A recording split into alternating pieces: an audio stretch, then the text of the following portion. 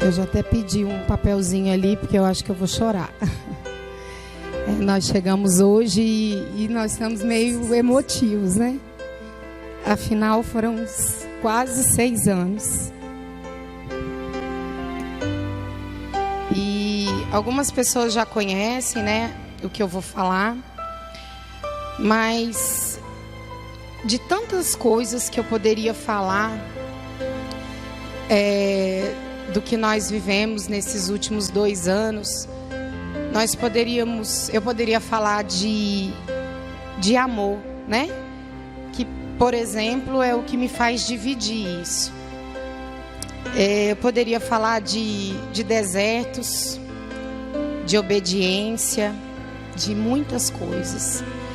Mas eu escolhi falar sobre intimidade com Deus. Eu queria que vocês abrissem Jeremias 33.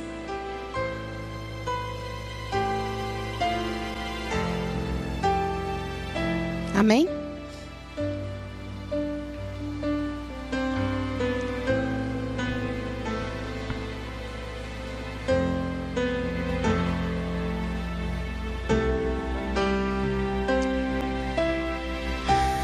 Jeremias 33 é uma palavra de promessa. E ele começa: veio a palavra do Senhor a Jeremias, segunda vez, estando ele ainda encarcerado no pátio da guarda, dizendo: assim diz o Senhor que faz estas coisas, o Senhor que as forma para as estabelecer. Senhor é o seu nome. Invoca-me e te responderei. Anunciar-te-ei coisas grandes e ocultas que não sabes. Porque assim diz o Senhor, ó Deus de Israel, a respeito das casas dessa cidade, das casas dos reis de Judá, que foram derribadas para a defesa contra as trincheiras e a espada. Quando se der a peleja contra os caldeus, para que os a encha de cadáveres de homens feridos por minha ira e meu furor, porquanto dessa cidade escondi o meu rosto por causa de toda a sua maldade. Eis que lhe trarei a ela saúde e cura, e a sararei, e lhes revelarei a abundância de paz e segurança. Amém? Nós vivemos aqui por quase 6 anos, e há praticamente exatos 2 anos nós fomos embora, e eu estava grávida de quase 7 meses. E foi duro, foi muito difícil. O Senhor sabe que eu chorei por 1 ano, todos os dias. Mas eu dizia: eu sou obediente. Dói muito, mas eu sou obediente. Pela minha família, pelo meu casamento, pelos meus filhos, eu vou ser obediente. Mas eu murmurava muito, muito. Questionei muito o Senhor. Que obediência é essa que me faz sofrer? O Senhor me prometeu uma terra que emana mel, né? O Senhor me disse que se eu fosse fiel, assim o Senhor seria também. E eu murmurei muito. Eu chorei muito. E em abril, a minha filha estava com 10 meses. Meu esposo trabalha num município a 70 quilômetros de casa. E eu não tinha ninguém. Eu moro no 6º andar. E a minha vizinha, quando eu ganhei bebê, 3 meses depois, ela mandou a empregada levar um presente. E eu não tinha ninguém. Eu tinha a Ana, com 7 anos, e um bebê. E uma frustração que me consumia. E o Gustavo estava de plantão. Eu peguei a Ana às 6h10 na escola. Fui para casa, botei ela na mesa para fazer tarefa. E ela me pediu um miojo. E eu, com um bebê que não andava, fui até a cozinha, à beirada do fogão, botei ela aos meus pés. E ela engatinhou talvez 1 metro de mim. E eu escutei um barulho que eu nunca havia ouvido antes. E eu achei estranho, porque a gente conhece o respirar dos nossos filhos, né? E ela fez esse barulho pela 2ª vez. Quando eu a olhei, o lábio inferior dela estava negro. E eu disse, meu Deus, eu acho que ela está engasgada. E é algo tão normal para a gente hoje, um engasgo, um tiro, um acidente, né? A gente está vivendo os nossos, creio eu, os últimos tempos, os últimos dias, como se nós valêssemos menos do que aquilo que Deus acha que nós valemos. Nós damos menos valor à vida do que Deus dá à nossa vida, porque Ele pagou o preço pela nossa vida. E nós falamos de morte como se fosse algo natural. E quem me conhece sabe que eu não socorro nenhum esfolado dos meus filhos, nenhum dente, nem nada. Eu não tiro, nunca tirei. Eu sempre soube que eu não poderia ser da área da saúde. E eu disse, meu Deus, é tudo muito rápido. É uma fração de segundos. Eu abri a porta, chamei o elevador e ele não veio. Eu disse, Ana, abre a porta da escada para mim. Ela disse, mamãe, não tem luz a escada. Eu disse, mas nós vamos descer no escuro. E eu me lembrava de uma música que eu ouvi assim que eu me converti, que dizia que era debaixo das asas do Senhor que eu queria estar. E eu desci 6 andares, gritando por socorro, que a minha filha estava morrendo. E a Ana foi abrindo as portas e dizendo, só mais um. Nós não chegamos ainda, mamãe, nós estamos no 3º. Só mais um. E foram 6 andares que eu pude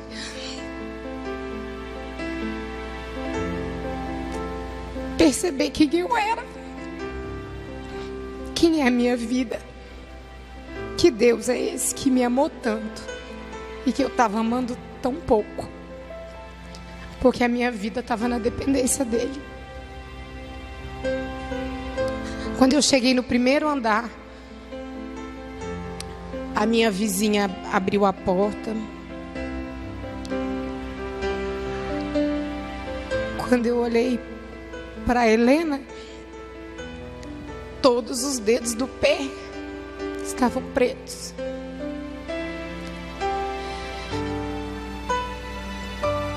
A primeira coisa que me veio à cabeça, e até hoje eu me pergunto, como amar um Deus que permite que uma mãe perca um filho?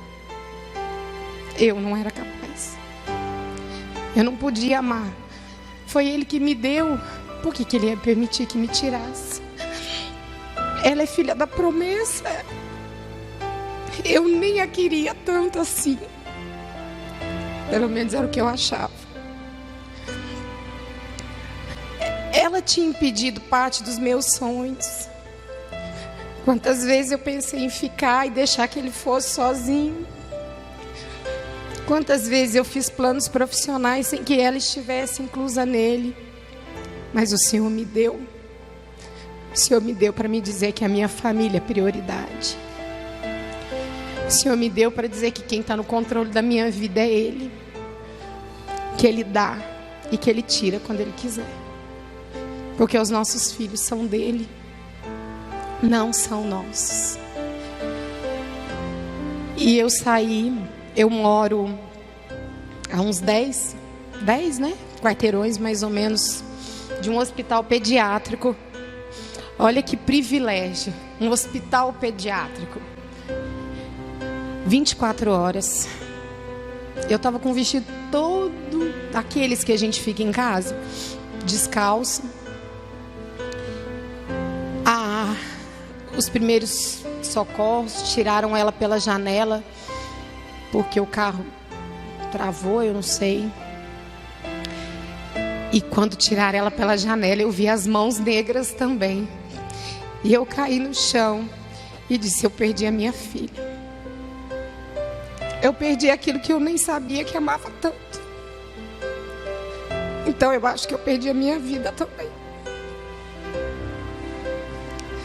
Eu me ajoelhei e clamei ao Senhor: Senhor, não permita, em hipótese nenhuma, que o meu coração se afaste do teu. Não permita, Jesus, que eu vire as costas para o Senhor, se a tua vontade for diferente da minha. Porque eu quero te amar, custe o que custar, doa o que doer. Eu preciso te amar. E quando ela entrou, ela estava com parada respiratória. Eu queria alguém que me dissesse que ia passar, que aquilo era um sonho. Eu não tinha nem telefone para ligar para ninguém. E eu não vi o que fizeram com ela lá dentro. Mas hoje eu sei que a mão do Senhor estava lá. Eu podia sentir o meu corpo físico cair ao chão, mas podia sentir as mãos do Senhor me levantar. Por várias vezes eu tive a sensação de que alguém se aproximava de mim e me levantava. Eu nem sei se levantou mesmo, mas eu sei que o Senhor estava lá. 30 e poucos minutos, 40, enfim, o Gustavo chegou e me disse: vai em casa e pega os documentos, vai calçar um chinelo, vai trocar de roupa. E eu fui. Quando eu cheguei, ele me ligou e disse: ela teve uma parada respiratória, vem logo. E eu fui clamando pelo amor de Jesus, não o dele por mim, porque ele nem precisa me provar mais nada, mas o meu por ele. Que o meu amor não diminuísse, que a minha fé não se abalasse. E desde então, 1 ano, eu tenho lido Jeremias, que foi sim um profeta, mas foi um homem do seu tempo, um homem que ouviu a voz de Deus, um homem que estava sujeito a tantas coisas, a tantas incredulidades, a tantos inimigos maiores do que ele, né? O profeta Jeremias era hebreu, e nós sabemos que os hebreus eram um povo perseguido, um povo quantitativamente menor, né? E tantos inimigos, tantos maiores do que ele, os caldeus, os assírios, os egípcios. Mas Jeremias ouvia a voz de Deus. Quando eu leio o versículo 3, invoca-me e te responderei, eu penso na intimidade dele com Jesus, né? A minha com Jesus e a dele com Deus. Como era possível um Deus dizer que é para invocar, é para pedir? Então esse versículo para mim, ele cheira intimidade. É como se fosse o telefone do céu. É como se eu ouvisse, quando eu lesse, a voz do Senhor me pedindo para que eu clamasse. Porque Ele é um Deus vivo, é um Deus ressurreto. É um Deus que estava lá, eu senti Ele me levantar, né? Eu senti Ele dizer: não temas, eu estou contigo. E por que eu iria temer? Esse versículo, para mim, Deus nos convida a orar. A orar. Porque oração é falar com Deus. E eu não estava falando com Deus. Eu estava murmurando, reclamando de Deus. Porque eu tinha deixado meu trabalho, porque eu tinha deixado os meus amigos, porque eu tinha deixado, porque eu tinha perdido, porque eu tinha perdido, porque eu tinha deixado. E eu só vi perdas, perdas e perdas. E a palavra me levava a dizer: ora, fala, porque Ele quer responder. Ele é um Deus que dialoga. Ele é um Deus que ouve, mas é um Deus que quer falar. É um Deus que clama para que nós, olha só, que Deus humilhado, que Deus humilde, que tão grande Ele é, mas que nos pede a falar com Ele. E eu comecei a olhar para a minha vida e dizer: peraí, há muito tempo eu não sou crente, há muito tempo eu não sirvo ao Senhor, porque eu não oro, porque eu não jejuo. Eu não olho para o Senhor, eu olho para mim. Eu olho para aquilo que eu quis me tornar, não para aquilo que Deus permitiu que eu me tornasse. E vi só perda, só perda. Até que o Senhor me colocou no deserto e me disse: só existe 2 caminhos dentro de um deserto. Ou você cresce ou você morre. E eu disse: Senhor, eu não vou morrer aqui. Eu vou crescer. Eu não permito me matar por amor ao Senhor. Porque o teu amor por mim é infinito. A tua graça deveria me bastar. Mas eu não vou morrer nesse deserto. Eu vou sair daqui.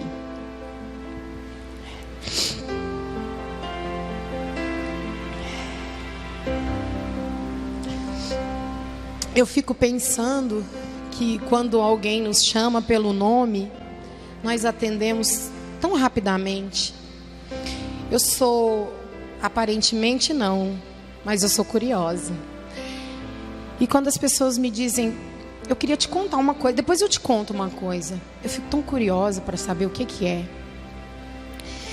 E a palavra de Deus diz: anunciarei grandes e ocultas coisas que não sabes. É o oculto de Deus.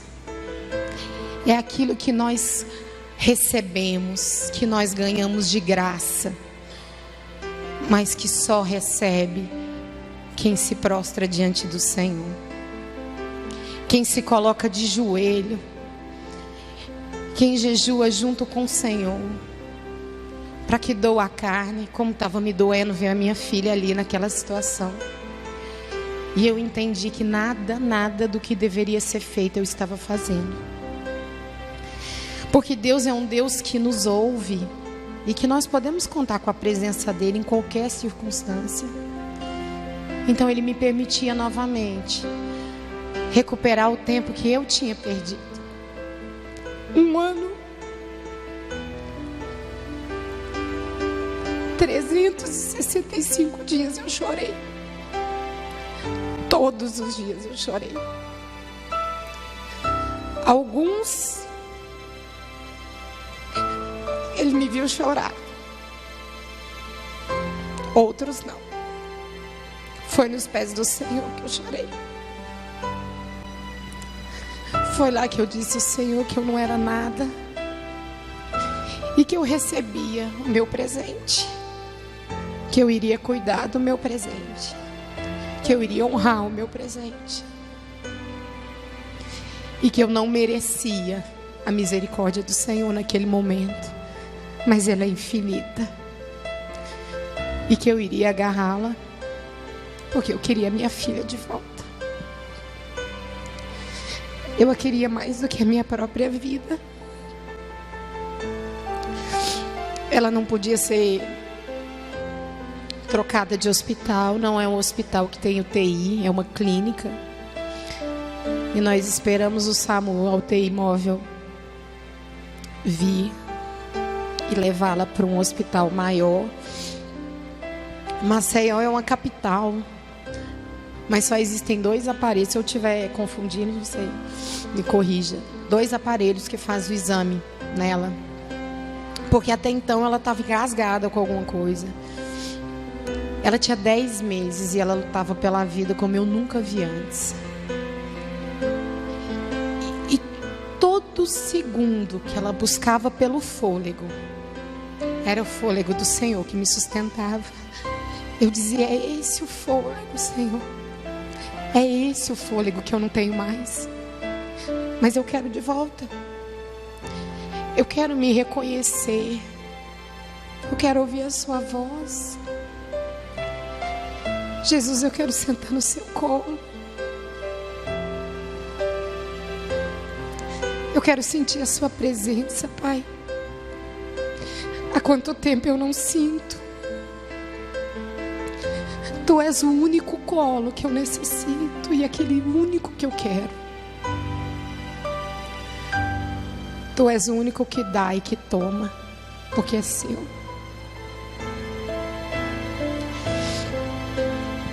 E os ouvidos do Senhor estavam atentos aos meus pedidos, porque Ele se interessa por tudo. O Senhor deseja estar envolvido com tudo, porque é um Deus de amor infinito, um Deus que se preocupa, um Deus que deseja a nossa presença. E eu me lembrei que eu só conheci o amor quando eu conheci Jesus. Tantos lugares, em tantas pessoas, eu busquei entender o que era o amor e só Ele me mostrou o que era. No Salmo 25 diz: Deus tem segredos, e os segredos de Deus são para os íntimos. O segredo do Senhor é para os que o temem, e Ele fará saber a sua aliança. Era isso que eu precisava recuperar. Não é que Deus tinha feito tudo aquilo, Ele só tinha permitido, para eu tomar uma decisão. Quem é que eu queria ser? Eu queria morrer ou eu queria crescer?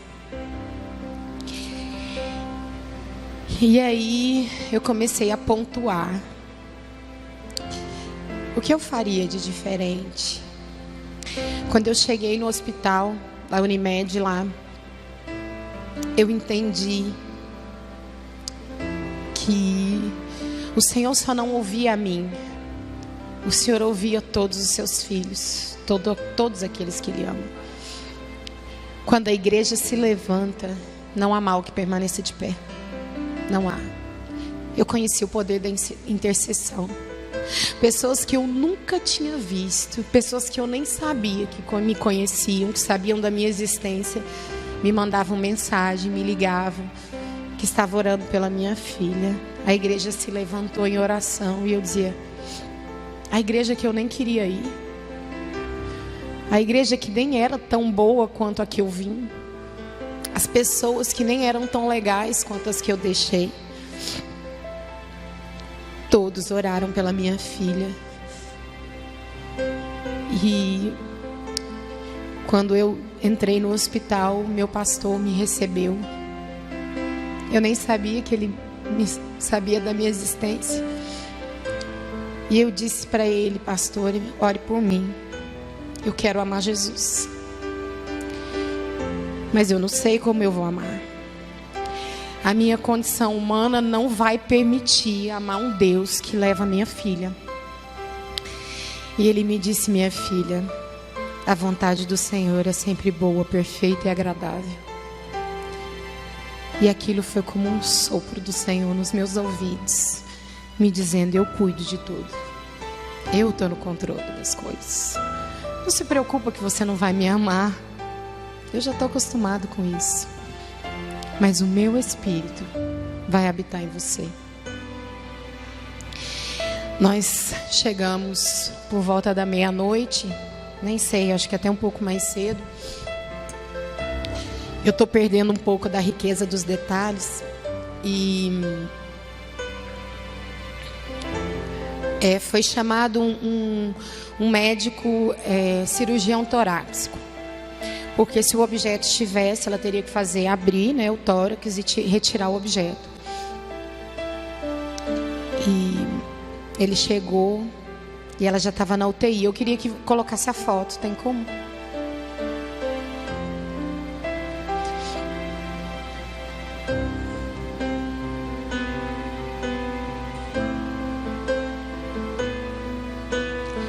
Foi essa hora, quando eu me lembrei que a vontade do Senhor é boa, perfeita e agradável, eu tirei essa foto. Porque eu disse, eu jamais vou conseguir devolver ao Senhor o que Ele vai fazer por mim. Mas eu vou começar contando o que Ele faz. E o médico olhou para ela e disse, olha, nós só temos 2 aparelhos e eu não tenho condição de fazer o exame agora. Mas amanhã, 8 horas da manhã, eu venho fazer. Mas eu estava vendo que ela tinha muita dificuldade de respirar. Eu conheço a minha filha. Ela saiu de mim. E ela não respirava, E eu nem me lembro do que ele falava com o Gustavo, mas eu clamava por ele. Eu dizia, Senhor, esse homem é um instrumento do Senhor. Não permita que ele vá embora. Eu nem sei se ele conhece o Senhor, mas fala no coração dele. Eu não posso fazer nada, eu não posso retirar o que está aí, mas o Senhor pode. E quando ele tinha decidido a fazer o exame às 8 horas da manhã, naquele mesmo instante, a saturação da Helena começou a cair. E ele voltou e disse, mas estava estável. Ele pegou na minha mão e disse, minha filha, eu tenho filho. Eu posso imaginar a sua aflição. Eu vou fazer esse exame agora. Eram 2 da manhã. E ele me sentou o Gustavo, passou os contras do exame, disse que era um exame invasivo, que ela tinha apenas 10 meses, que o pulmãozinho era muito pequeno e que o mínimo que ela receberia era uma pneumonia. E que ele já ia entrar com antibiótico para tratar. Eu até acho que nós assinamos alguma coisa, não me lembro, e que, assim, poderia ter danos neurológicos, porque ao fazer o exame poderia faltar oxigênio e ela ter algum dano. Eu dizia, Senhor, eu quero ela viva. De qualquer forma, eu quero ela viva. Com dano, sem dano. Traz ela de volta, Jesus. E nós entramos para a sala. Nessa hora o SAMU ficou nos esperando do lado de fora. Nós ficamos numa antessala. Gustavo dormiu de exaustão. E eu orei ao Senhor.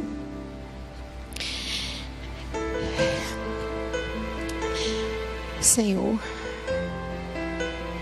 eu quero falar, mas eu também quero ouvir.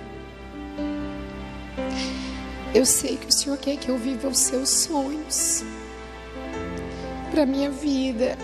E em nome de Jesus, a partir desse momento, eu não vivo mais os meus sonhos, mas os sonhos do Senhor na minha vida. Deus, eis-me aqui, Jesus, com tudo que eu sou e com nada do que eu tenho. Os meus filhos são seus, mas traz ela de volta, Pai, porque eu aprendi a lição. Eu aprendi a lição. E o Senhor falou comigo que tinha entendido que os meus olhos estavam abertos e que a partir daquele momento o que sobraria para mim era conhecer da sua maravilhosa graça. Eu nem vi o tempo passar, o médico saiu, nos trouxe o vídeo do exame e, por incrível que pareça, ele disse que não havia nenhum objeto dentro dela. nada. Se um dia ela engoliu alguma coisa, eu nem sei o que é. Eu tenho as minhas especulações, milhões até, mas eu não sei o que ela engoliu até hoje. Tinha muito líquido, porque provavelmente ocasionou um vômito, e tinha muito líquido na traqueia e no pulmão, e esse líquido, ela aspirou esse vômito. Mas o objeto não tinha nenhum objeto. E eu entendi na palavra do Senhor, quando Deus diz a Jeremias: eu preciso falar contigo. Mas para isso você tem que deixar se diminuir. Você precisa, para ouvir a minha voz, diminuir o volume da voz do mundo em você. Enquanto nós estivermos fixados com um olhar em outro alvo, nós jamais vamos ouvir a voz de Deus. E é tão fácil, é tão tênue a linha que nos separa de ouvir a voz de Deus. É tão fácil nos perdermos do Senhor. Nós não nos perdemos de quase nada, mas do Senhor nós nos perdemos todos os dias. Quando nós pecamos, quando nós murmuramos, quando nós não freamos a nossa língua, quando nós não amamos. O meu ouvido é o primeiro, mais próximo da minha boca. Então eu conheço os meus pecados. Eu sei onde eu erro. Mas eu queria dizer isso para vocês. Enquanto nós não diminuirmos a voz do que está de fora, nós jamais vamos ouvir a voz do que está dentro de nós, daquele que habita em nós. Nós somos templo do Espírito Santo. Ele precisa que nós tenhamos foco, que nós façamos silêncio para ouvir o que Ele tem a nos falar. Como é que eu vou diminuir esse volume do mundo? Eu vou orar, vou jejuar, vou clamar, vou silenciar, vou confiar e vou esperar. Vou esperar. Isso é depender do Senhor. Esse depender nos faz discernir a voz do Senhor. Eu sempre entendo fisicamente o que é depender do Senhor. Eu morro de medo de avião. Eu morro de medo de quase tudo na vida, mas de avião eu morro muito assim de medo. E todas as vezes que o avião perde um pouquinho da altitude e que nós perdemos o chão, a gente se sente flutuando, a gravidade fala mais alto. Eu sei o que é depender do Senhor. É não ter plano A, não ter plano B, não ter ninguém para se agarrar. É não pensar em quem vai me ajudar, em que eu vou comprar, quem eu vou pagar. Mas é entender que o Senhor está no controle de todas as coisas. No princípio, Ele era o Verbo e o Verbo estava com Deus. Ele é o princípio de todas as coisas. E espero que seja o nosso fim, porque é com Ele que eu quero estar. Quando eu pude discernir a voz de Deus, eu entendi tudo. Eu disse: Senhor, eu sei por que o Senhor me trouxe aqui. Porque lá em Lacerda eu não tentei. Porque 10 meses antes, queridos, eu tinha ido para a UTI. Eu tinha ganho a Helena na terça, na sexta eu fui para casa, no domingo eu voltei com tromboembolia. Foram 5 dias na UTI. E 10 meses depois, tão pouco tempo, eu estava no mesmo lugar, na mesma UTI. E eu disse: Senhor, eu entendi. O Senhor guardou a minha vida por 2 vezes. Por 2 vezes o Senhor fechou a minha cova. E eu só murmurei. Eu entendi. Eu discerni a voz do Senhor no meu coração. E aí, isso nos traz o descanso. Eu descansei. Eu ainda tenho muito medo de avião. Mas é tão bom quando ele pede altitude. E eu sei que é nas mãos do Senhor que eu estou. Nada. Eu não quero nada.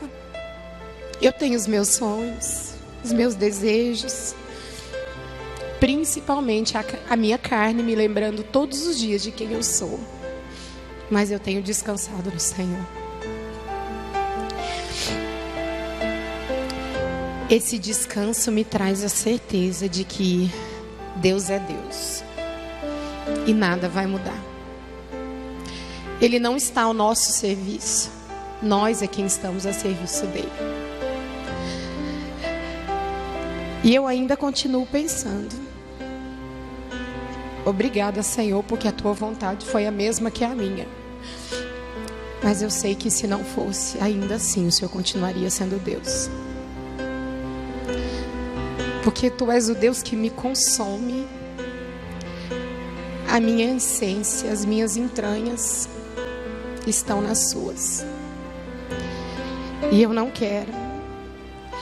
E por muito tempo, e eu espero que por toda a minha vida, eu possa me lembrar desse deserto. Que é para todas as vezes em que eu me desviar do alvo, do olhar de Jesus, eu lembro do quanto é triste a solidão do deserto. Nada se compara. Nada.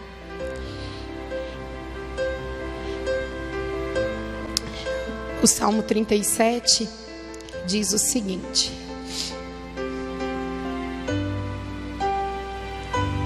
37:5. Entrega o teu caminho ao Senhor. Confia nele e o mais ele fará. Fará sobressair a tua justiça como a luz e o teu direito como o sol ao meio-dia. Descansa no Senhor e espera nele. No versículo 11 diz: mas os mansos herdarão a terra e se deleitarão na abundância de paz. No 24, se cair, não ficará prostrado, porque o Senhor o segura pela mão. E ele me segurou. Eu não tinha visto ninguém. Quando eu cheguei em casa, depois de tudo passado, eu sonhei que eu tinha visto Jesus. E ele cantava uma música para mim e dizia: os sonhos de Deus são maiores que os seus, e ele vai fazer a sua vontade. E eu nunca mais desejei tanto algo do que estar na presença do Senhor. Eu não queria sair de lá. Eu amo a presença da minha família, mas eu amo muito mais a do Senhor. É com Ele que eu quero estar. É a sua face que eu quero contemplar.